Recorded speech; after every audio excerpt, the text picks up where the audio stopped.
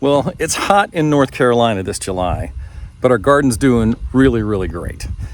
As a matter of fact, we've got so much stuff growing, we're working like crazy to preserve large portions of it because there's simply no way we could consume the fruits and vegetables at the rate the garden's producing them.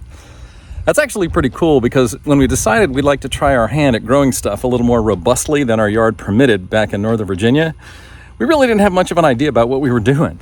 Now, don't get me wrong, my lovely bride's got an incredible green thumb, but this was a new environment, and we never tried growing this variety of plants on the scale we're doing it now.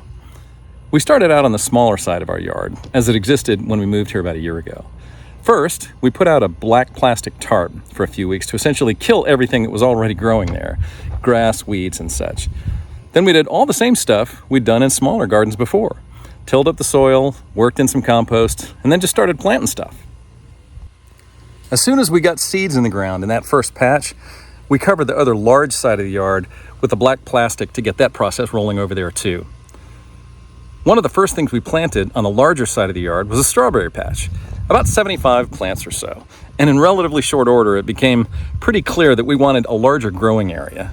So we essentially doubled the depth by taking the fence out another 25 feet or so. So now we've got about a 50 by 50 foot growing area that we're doing our best to keep the wildlife out of. It's an ongoing battle and the struggle is real. A few months ago, I posted a little video about how we were trying out a technique we'd heard about involving the use of cardboard to start a garden.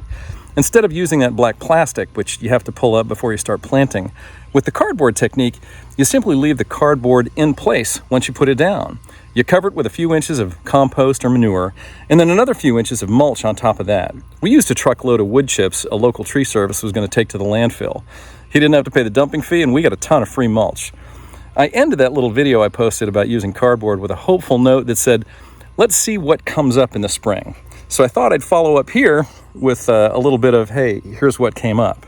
The long and the short of it is we've got greens and berries and squash and just more fruits and vegetables literally than you can shake a stick at. So if you're thinking about trying to upscale from sort of a little raised bed garden plan to something a little more robust, I highly recommend the cardboard mulching technique. It works really, really well.